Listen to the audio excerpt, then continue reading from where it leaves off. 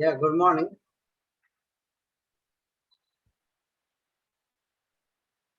Yeah, good morning.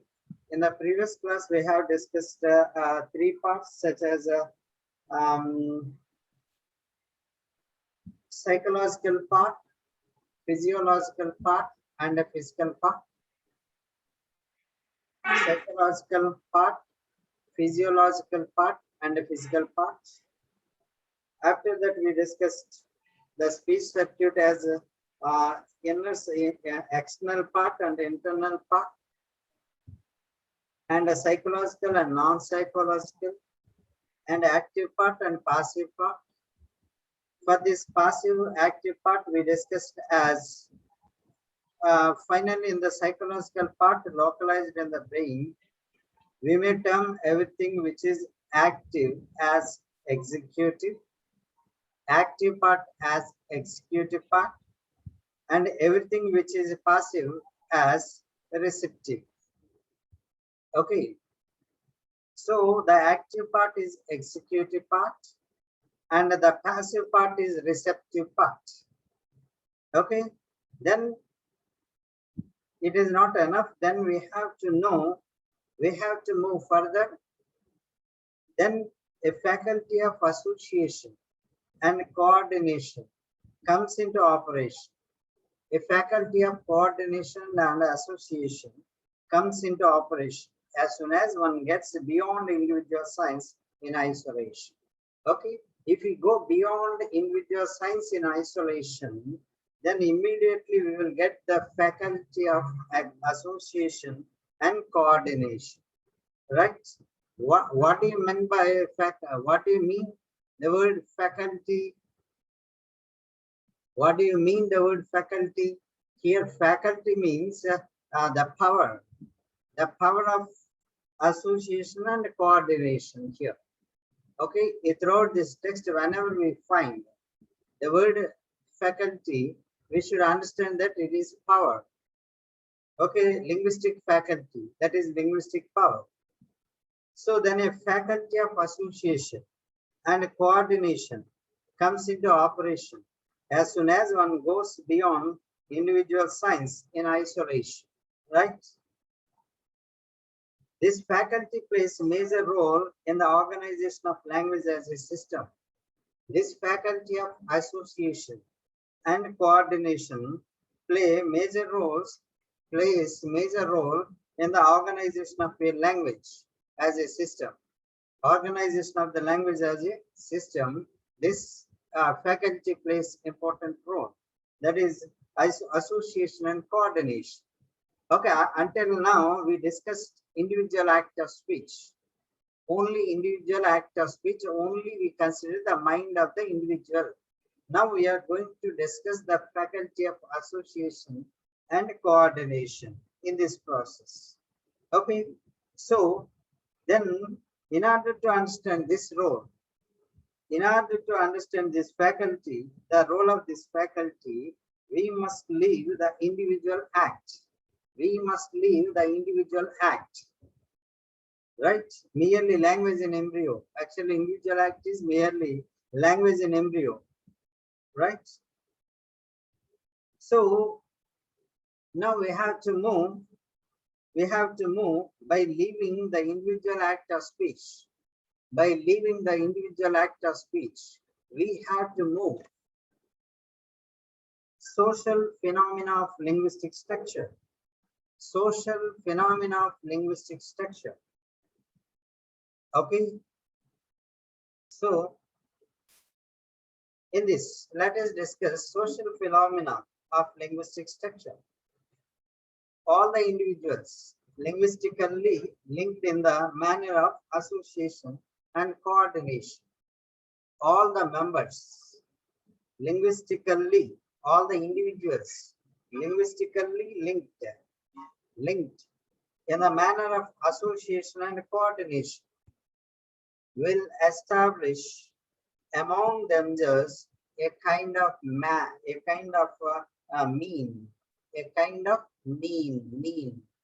Okay, you see, all the individuals they may have some link. That link is linguistically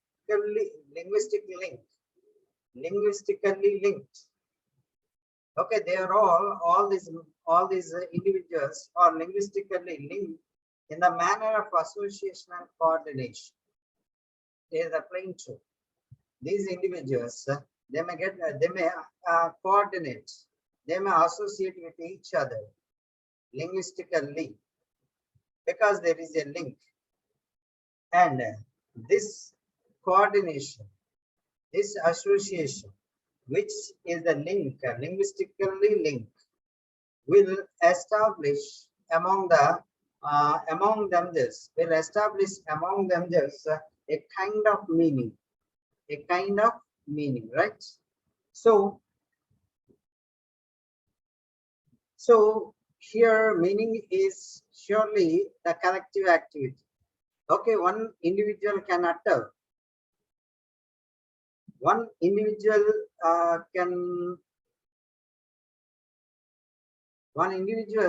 utter many sounds, but that may be conveyed or that may be communicated just because of coordination and association. Without this coordination and association, the meaning can't be exchanged. Okay, so all of those will reproduce the same signs, linked to the same concept. Okay, all of those, that means all of those individuals will reproduce the same signs, okay, same signs linked to the same concepts, okay. Here they collectively reproduce some sounds and their linked signs, they linked concepts. Then they may be those concepts, those linked signs, okay, are reproduced by these members. So, but for that phenomena,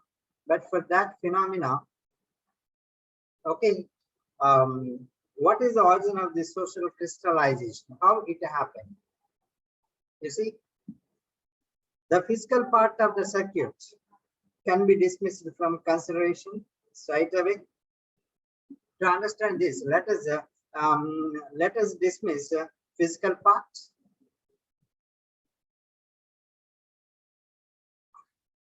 And we hear the sounds, but we can't enter into the social reality of what is hearing. When we hear the sounds, but we can't enter into the social reality of what is happening. When we, for example, I was eating biryani yesterday. You can hear the sound and you can understand what happened, but you can't enter into that reality. You can't enter into that reality, right?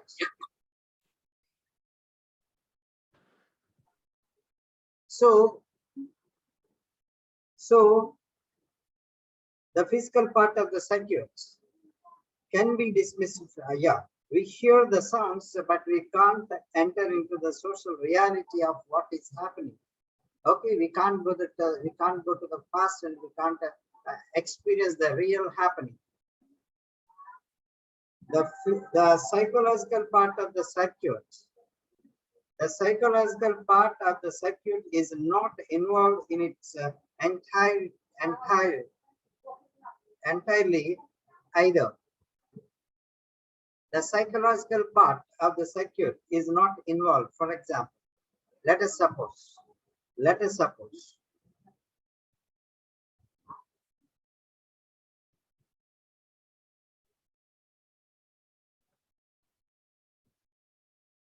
So let us suppose the psychological part of the circuit is not involved. Then what may happen? It is always the individuals, and individuals is always master of it. If this is not translated, if it is not transmitted to the others, if our idea is not transmitted to the others, surely it is in our mind. It is always individual, and the individual is always master of it. Okay, it is always individual. The speech or so-called language or language linguistic, a sample of the language exists in our mind, and we are individual is all the time master. Individual is all the time master for that language. This is what we call designate, what we shall designate by the term speech. Okay, this is called speech. We are going to know, we are trying to understand what is this, what is the social phenomena of language. Okay, let us ignore the physical parts. Let us ignore the physiological parts. And then what may happen in our brain? Just an idea may be generated. But if we do not transmit, or if we do not codify it into a message, that may exist in our mind only. That may exist in our mind only. For that language, we are the masters. Okay, even when we want to express something without minding the or without keeping in mind the the listener, if we express something, surely that is our expression. Surely that is our expression, right? So, if any language which has its own master, the individual. Okay, if in the utterance of that particular word or expression, okay, there is the master is the individual, then we shall designate that as speech. Okay, so what is speech? Simply the individual act. The individual act, right? So the individual's receptive and coordinating faculty build up of a stock of imprints. Yeah, another phrase. Try to understand this point carefully. When the individual has his own speech, then he may utter that speech. He may utter that speech. Okay, then another individual may receive this information. But that individual's receptive and coordinating faculty, that individual's receptive and coordinating faculty build up of a stock of imprints, in a particular context. If I express something, the listener may remember. Okay, that may be an imprint in his mind.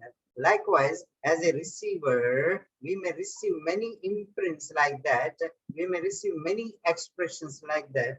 All those impressions may be the stock of imprints in our mind. Okay, maybe imprints in our mind, right? By doing so, we, the members of the society, myself, you, and other, all these members of the society, we collect many expressions from the speech act, and in return, we may reproduce the same speech act, the same expressions. We may reproduce the same expressions in different contexts. Okay, which may suit. What's happening? Likewise, in the beginning, not now, in the beginning, there may be such an activity which happened, and then all this stock was crystallized. This stock was crystallized, became a solid stock of expressions. Right? So then, if we could collect the totality of the word patterns stored in all those individuals, we should have the social bond which constitutes the language. Okay, if we collect, just example, I spoke, you spoke, another one spoke. Likewise, for example, 1 crore people are there. If all these people spoke something, then we could collect all those, if we could collect all those word patterns or sentence patterns, then stored in those individuals, then we should have the bond, social bond, which constitutes the language. Then there may be a social bond. Okay, then there may be a social bond which constitutes the language, which constitutes the language. Okay, already I told you in synchronic linguistics, we discussed in first semester. In synchronic linguistics, the linguist gather the sample of number of expressions, sample of the individual acts, individual act of speech, then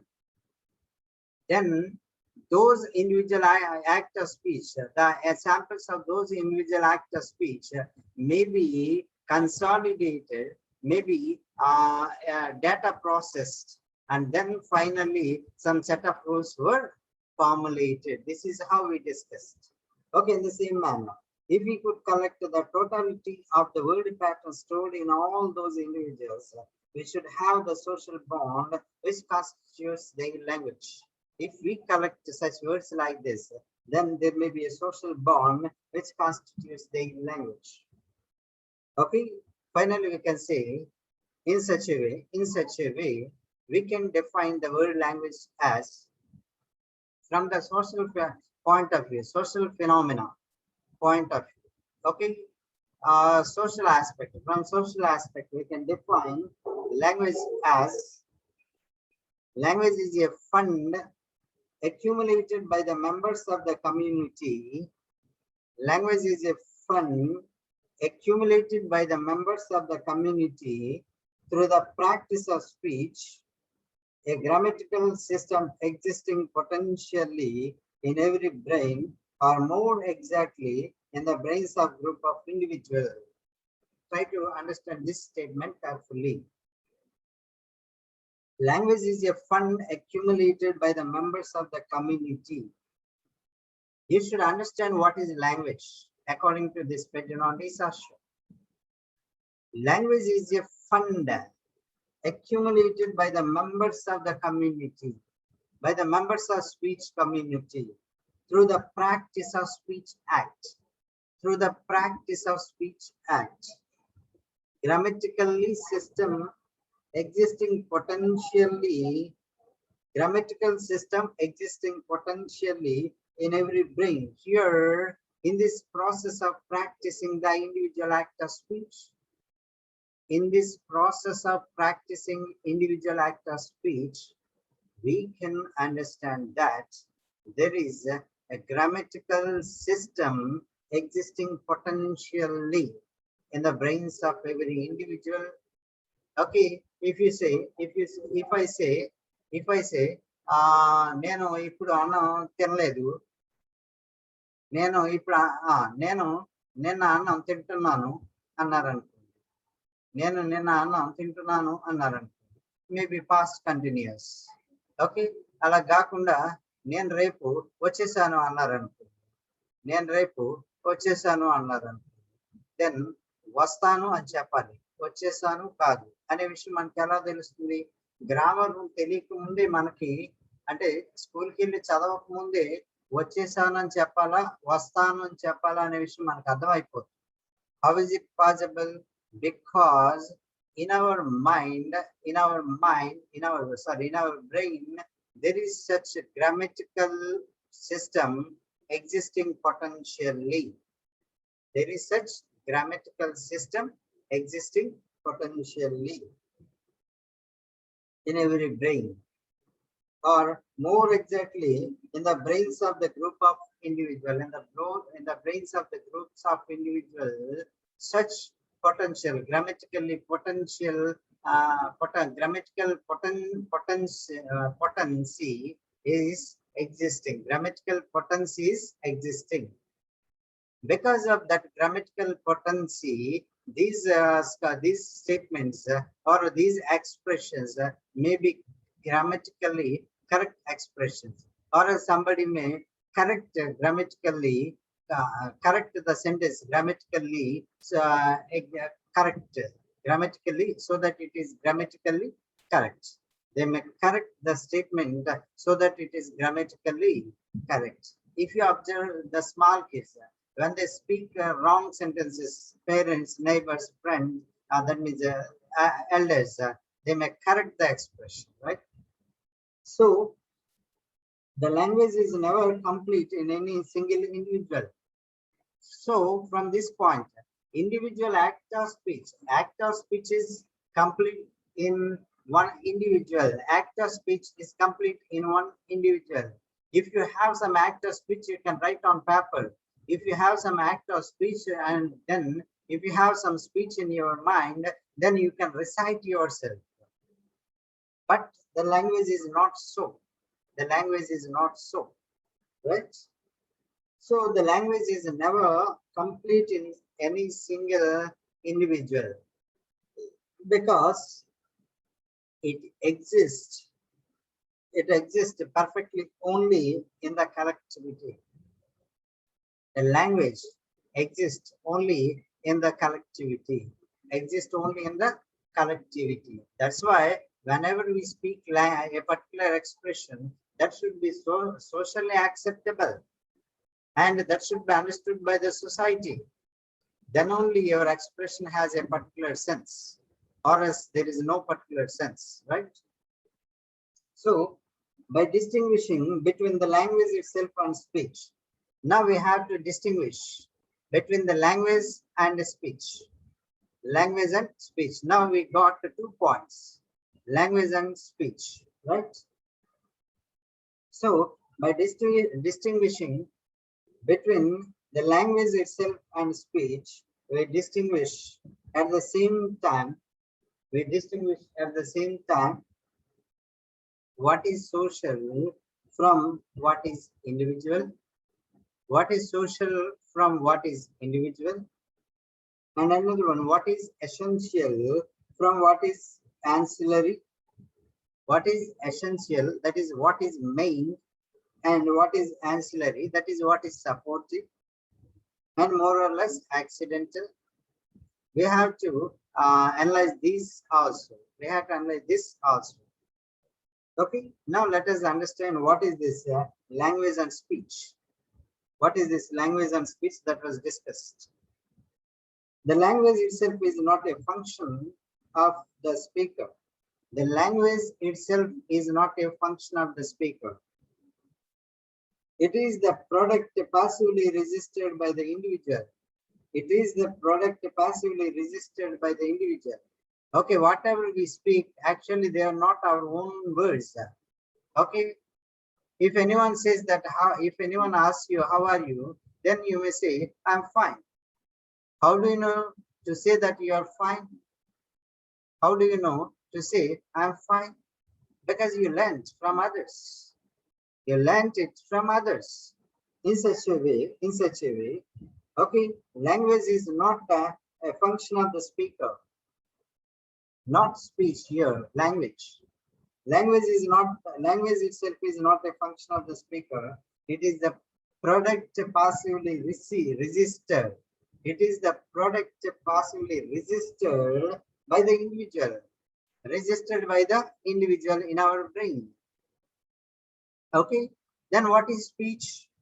Speech is an individual act of the will and the intelligence. Speech is the individual act of will and the intelligence, right? So this is how we can distinguish what is language and what is speech. So the language is, okay, not the individual's act. It is a received imprint or received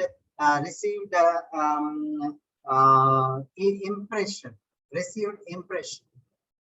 But whereas speech is an individual act of the will and the intelligence.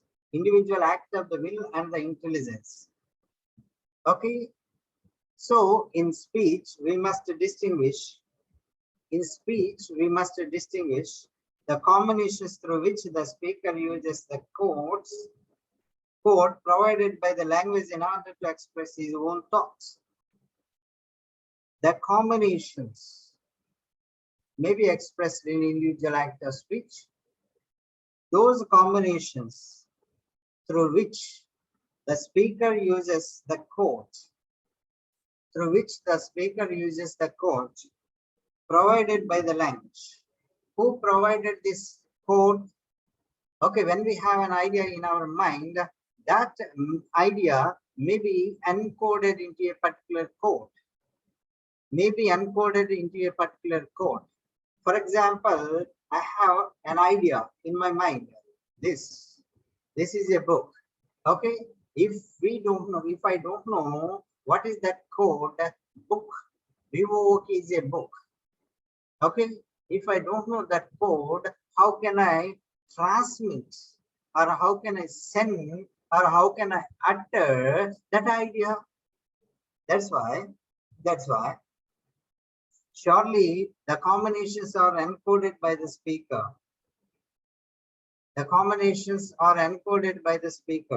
But that code is provided by the language.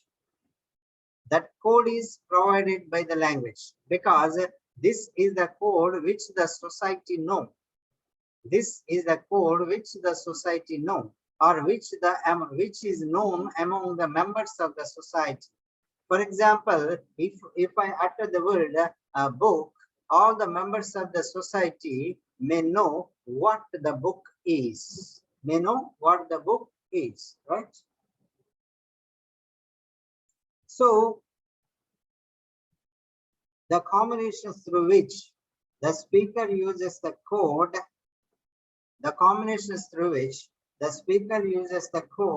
provided by the language in order to express his own thoughts.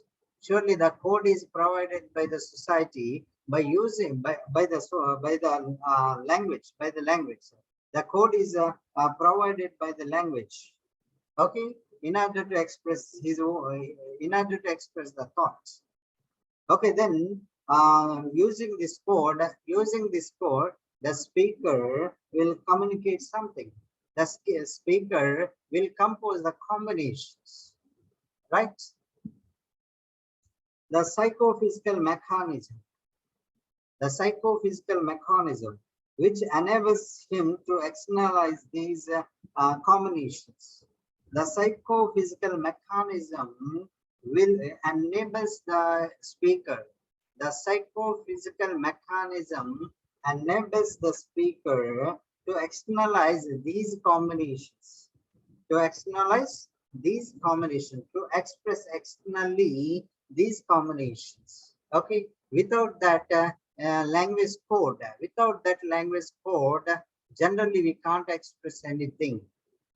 So the code belongs to language, but the idea or expression belongs to the speaker, right? So it should be noted that we have defined things, not words. All definitions based on words are vain.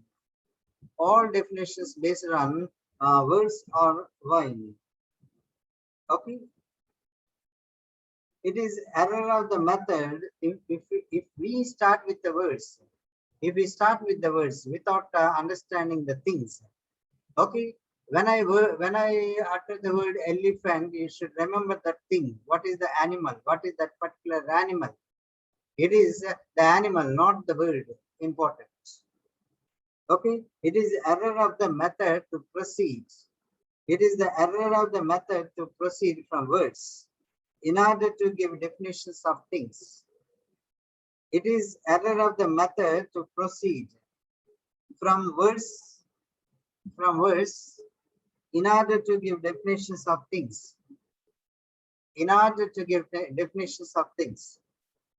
Right? So this is the social phenomenon. Okay, the language has the social phenomena, that is language. What is the individual phenomena? That is speech. Speech is individual, but language is social. Speech is individual, but language is social, right? So Here in this discussion, we discussed a few points. Okay, so furthermore, we have to discuss. Okay, in this topic on defining language, on defining a language. Okay, language as a structured system has some characteristics. Language as a structured system, structure point of view, linguistic structure point of view. This language system has some characteristics, right? In the next class, we are going to discuss, we are going to deal with those characteristics, right? With this, I would like to end up the class. Thank you.